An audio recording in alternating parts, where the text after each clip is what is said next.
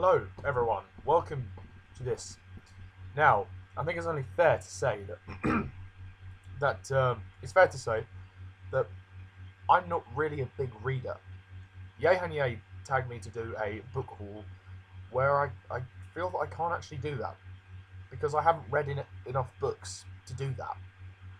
However, I can review books, the ones I've read, and considering that you know this book is being split into three films, I think it's worth reviewing. So I'm going to review The Hobbit. And seeing as the Desolation Smaug has come out recently, and with one more film on the way, there and back again this Christmas, there is a lot of hype surrounding this. So I finally finished the book. So let's get on with the review of The Hobbit.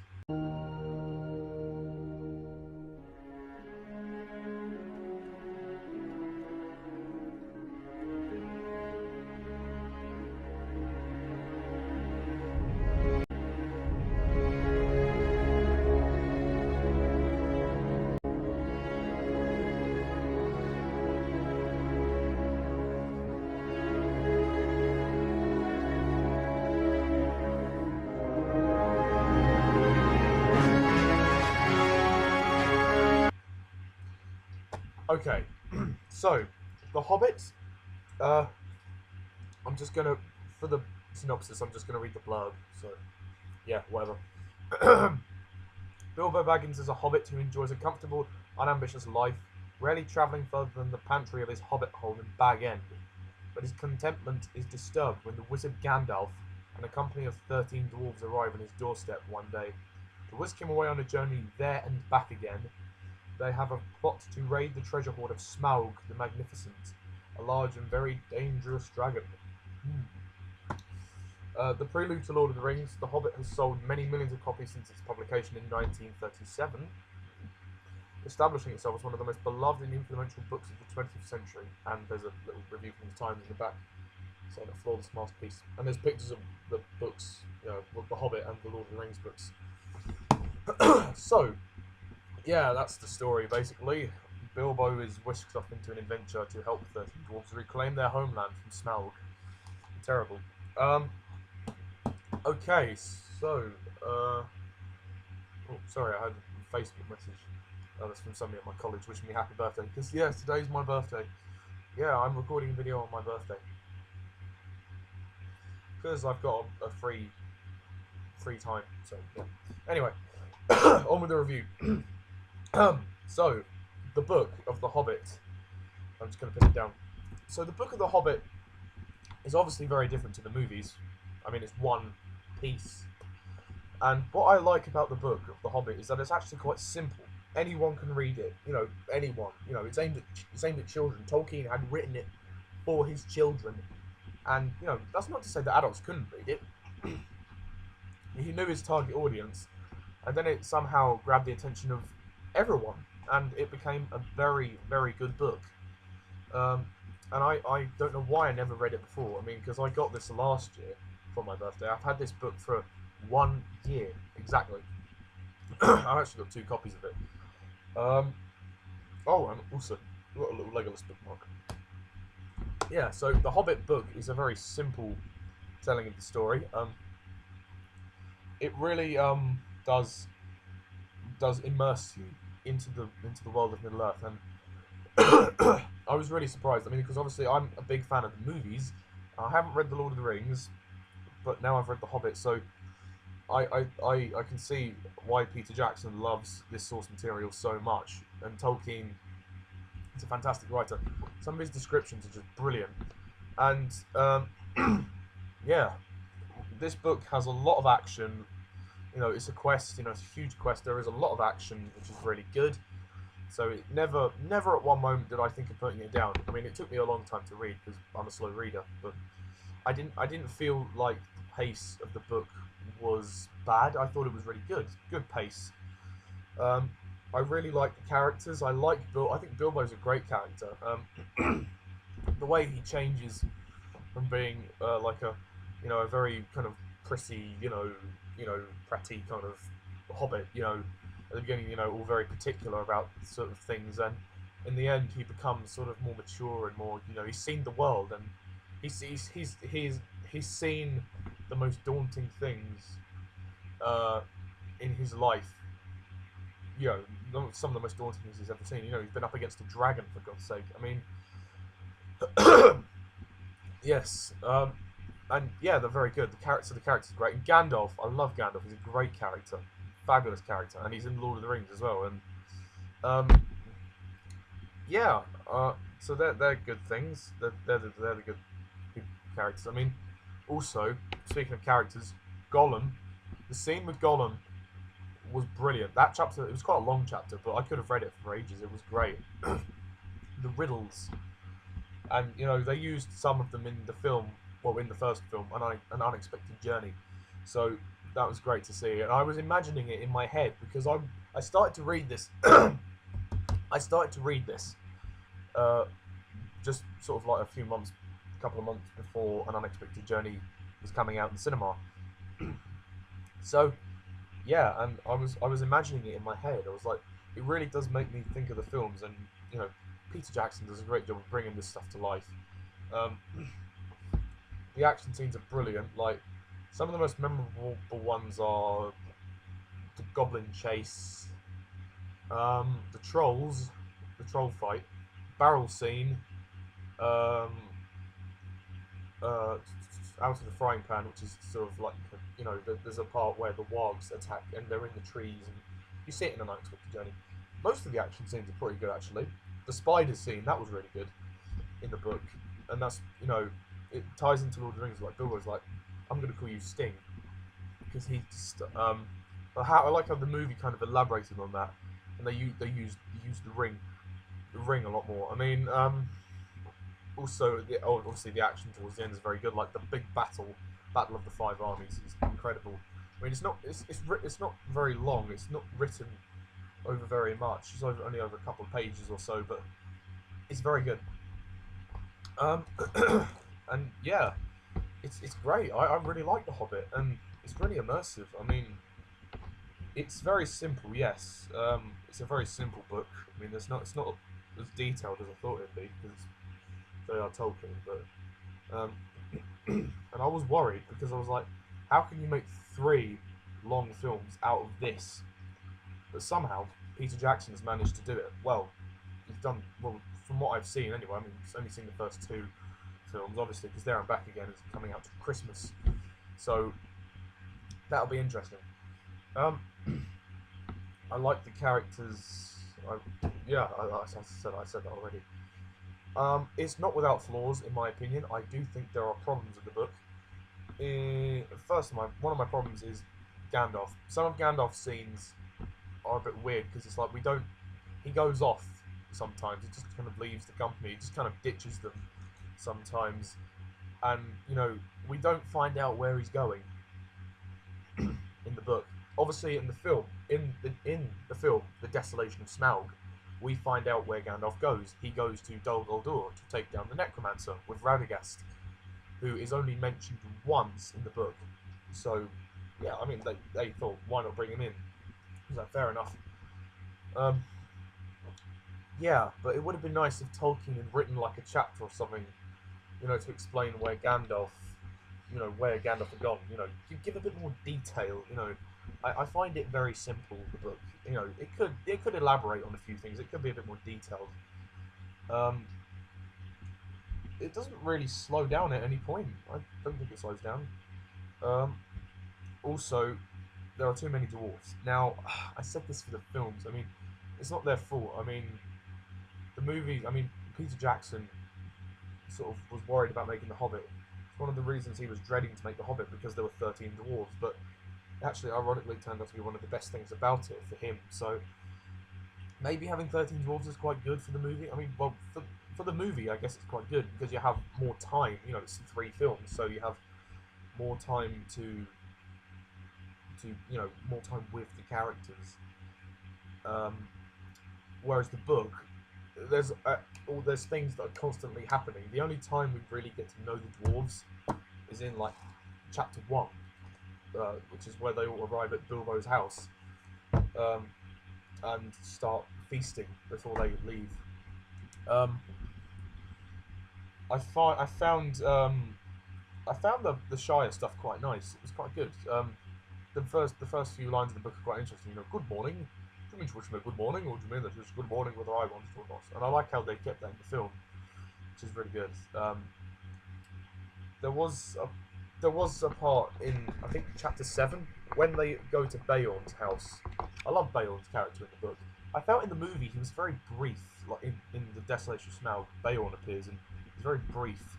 So I hope the extended cut shows more of him. But in the book, Beorn is really good. I like his character. I like how angry he is all the time. Just like he's constantly angry, and you know, you know that they're either when all the dwarves enter Beorn's house, they enter in pairs, and Gandalf sort of introduces them all, and then Beorn gets frustrated. He's like, "Oh, for God's sake, how many more are there?" For me, that could have been changed a bit. Maybe Tolkien could have written something else, like kind of like the movie, like after the I don't know. Well, not like the movie. I mean, it doesn't have to be the same as the film, but maybe they could have just all entered together. I mean, I like how in the Desolation of Smaug they were chased into Beorn's house, and Beorn as a bear is quite good, and Beorn comes back for the final battle. So yes, that'll be interesting to see him there and back again when Beorn comes back into the battle. Um, yeah, Beorn's a good character. I like Beorn. I don't think enough credit is given to his character, and I wish he had more to do. He's a good character. They spend quite a lot of time with Beorn, more in the book than the film, which is kind of ironic. I thought Peter Jackson was going to drag that bit out. I really did. I thought he was going to drag it out to like half an hour. I thought we were going to spend like 15, 20 minutes with Beorn, but no, we spent about 5 minutes with him, and they just kind of got on with the story, really. Um, yeah. Also, the Master of Lake Town is a good character, though very brief. Uh, and spoiler alert. I mean, in the end, spoiler alert, he dies, which I didn't expect. He died of starvation. He took the gold and he exiled. He ran off, and then apparently he died. What I read, because I finished it yesterday. It's like, oh, interesting. I didn't realise that, but well, very good. Bard is a good character. I like how in the film, The Desolation of Smaug, they elaborate on him a bit more. In the book, Bard is quite good, though I think he's introduced a bit too late. I think that Tolkien could have written him in a bit earlier.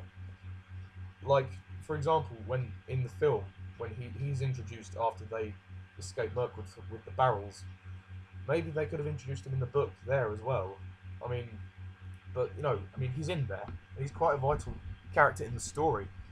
Um, Bard, sorry, I said Bayon there. Bard. Bard is a good character, and I look forward to seeing the resolution of his character in There and Back Again, because he is a character that I think has a lot of potential. Of course, in the book, he's quite good, although I don't think he's not elaborated on. He's there. He's there, and he does what he does. He plays quite a vital part at one point. Spoiler alert, shoots Smaug with an arrow, and ultimately kills him. I should mention this is a spoiler-filled review. I'll make sure when I edit this, I will put a little title saying spoilers. The Hobbit book review.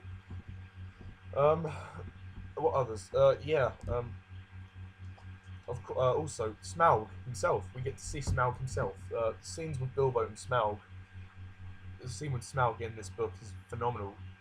It's this scene, which is probably the best scene in the book. Probably the best scene in the entire book. Debatable, along with the scene with Gollum. But I think the scene with Smaug is very, powerful. He's like, he's not stupid. He can tell when, he's like a liar. I like how Bilbo in that scene in the book was sort of, he was complimenting him, and he was like, oh, Smaug the Magnificent, and everything. He was scared, but he was trying to combat that with compliments. He wasn't trying to act fearful. He was trying to honor Smaug. Kind of flatter him, essentially flattery towards Smaug, which is quite clever. I actually quite like that. I like the way it's done. That's the thing. You don't give in to fear. You don't give in to your own fear. You got to stand up, and you got to be clever. Bilbo was very cunning, and I like how they call him the burglar. I don't know why they do that, but they call him the burglar, which is quite good. Um, Ultimately, The Hobbit is a great book. It's full of action, full of thrills. The battle itself, I haven't talked about. The battle is great. I mean, you have all these different armies coming in. I mean, spoiler. This is going to be spoilers because There and Back Again hasn't come out. You know, this is going to be in the third film. So, if you haven't read the Hobbit book, then go away. Unless you don't care about spoilers, in which case you can stay. Um, the Battle of the Five Armies is pretty good. Just the concept of it, you know, we have all these people coming in. I mean, well, we have the dwarves, you know, the dwarven company. Bilbo's in the battle as well. Um, you have the elves of Mirkwood. You have the orcs. You have Dane Ironfoot and his army. You have Bard and the people of Lake Town, or Esgaroth as it's called in the book. Um, and a couple of others I can't remember. But yeah, those are the main ones, and it's quite an incredible bit of writing, be it very short. And I think Peter Jackson and co are going to make that battle really epic.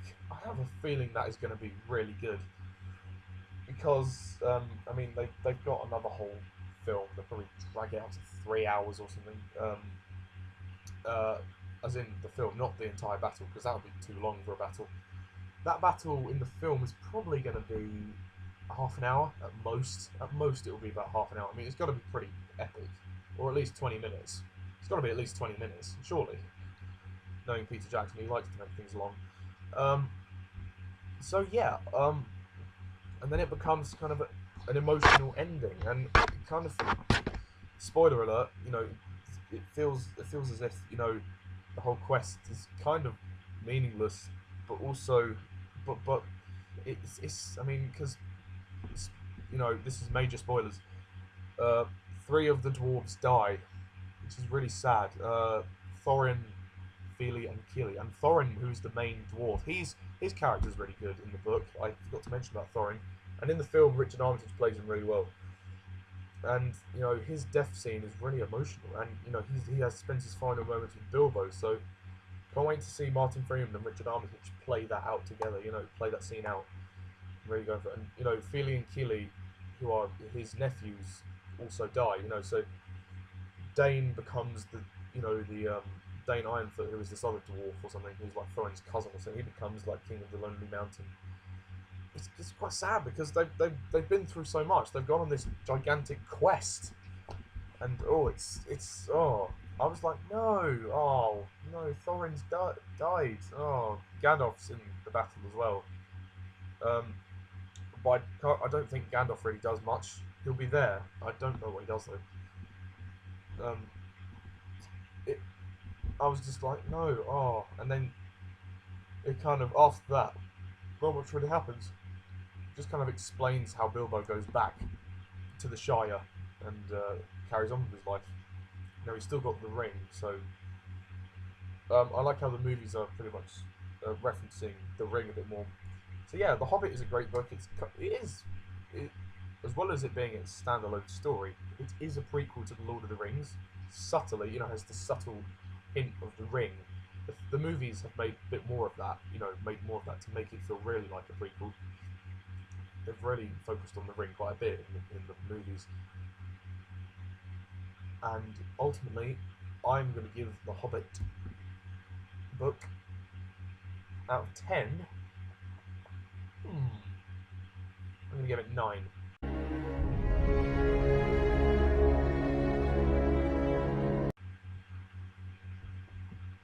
Despite its minor flaws, it is a good book.